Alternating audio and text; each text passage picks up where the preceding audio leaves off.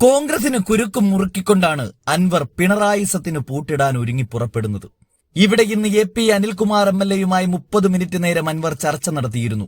പോയ വഴിക്ക് കയറിയതാണ് എന്ന മട്ടിൽ അത്ര വലിയ കാര്യമുള്ള ചർച്ചയൊന്നുമല്ല നടന്നത് എന്ന് അനിൽകുമാറും അൻവറും ഒരേ സ്വരത്തിൽ പറയുന്നുണ്ടെങ്കിലും മുന്നണി പ്രവേശനമടക്കമുള്ള കാര്യങ്ങൾ തീരുമാനിച്ച് നടപ്പിലാക്കുന്നതിന്റെ ഭാഗമായി നടന്ന ആദ്യ ചർച്ചയാണിതെന്നും പറയുന്നവരുണ്ട്.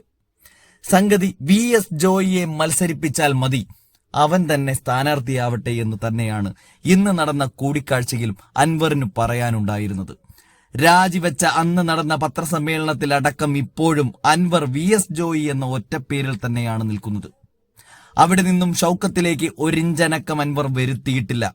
കാരണം ആര്യാടന്റെ മകനോടാണ് അൻവർ CPMന്റെ സ്വതന്ത്ര സ്ഥാനാർത്ഥിയായി നിന്ന് കൊമ്പ് കോർത്തത്. അന്ന് ആര്യാടനെതിരെ അഴിച്ചുവിട്ട ആക്രമണം ചെറുതായിരുന്നില്ല.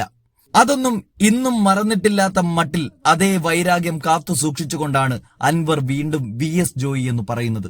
അല്ലെങ്കിൽ പിന്നെ എന്തിനാണ് ക്ഷീമക്കാരനാക്കി ഷൗക്കത്തിനെ പുറത്തു നിർത്തുന്നത്? ഷൗക്കത്ത് രാഷ്ട്രീയത്തിന്റെ നിലവും കളവും അറിയാത്ത ആളൊന്നുമല്ല. ആര്യാടൻ മുഹമ്മദ് ആണെങ്കിലും നിലമ്പൂരിനെ സംബന്ധിച്ച് വലിയ വികസനം കാഴ്ചവെച്ച നേതാവുമാണ്. ആര്യാടൻ വൈദ്യുതി മന്ത്രി ആയിരുന്ന കാലത്താണ് നിലമ്പൂരിന്റെ മുക്കിലും മൂലയിലേക്കും വരെ വൈദ്യുതി എത്തിയത്. അത് ഇന്നും അന്നാട്ടുകാർ പറയുന്നുണ്ട്. അതുകൊണ്ടൊക്കെ തന്നെ തീർത്തും തുടച്ചു മാറ്റാൻ പറ്റുന്ന നേതാവല്ല ഷൗക്കത്ത്. പക്ഷേ കാര്യങ്ങൾ ഇങ്ങനെയൊക്കെയാണെങ്കിലും അൻവറിന് ഷൗക്കത്തിനെ ഒട്ടും ബോധിച്ചിട്ടില്ല. അതുകൊണ്ട് വീണ്ടും വീണ്ടും VS ജോയിയുടെ പേര് വലിച്ചിടുകയാണ്.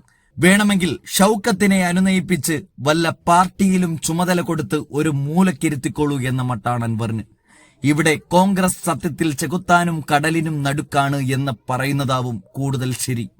കാര്യങ്ങൾ സ്ഥാനാർത്ഥി ആര് എന്നതിലേക്ക് എത്താൻ ഇന്നും കോൺഗ്രസിന് സാധിക്കുന്നില്ല എങ്കിലും ലീഗ് രണ്ടും കൽപ്പിച്ച് പ്രചാരണം തുടങ്ങുന്ന കാഴ്ചയാണ് നിലമ്പൂർ ചന്തക്കുന്നിൽ നിന്നും കാണാൻ സാധിക്കുന്നത്. കഴിഞ്ഞ ദിവസം UDF സ്ഥാനാർത്ഥിയെ വിജയിപ്പിക്കുക എന്നെഴുതി കൈപ്പത്തി ചിഹ്നവും കൂടി ചേർത്ത് ചുവരെഴുതി തുടങ്ങിയിട്ടുണ്ടവർ.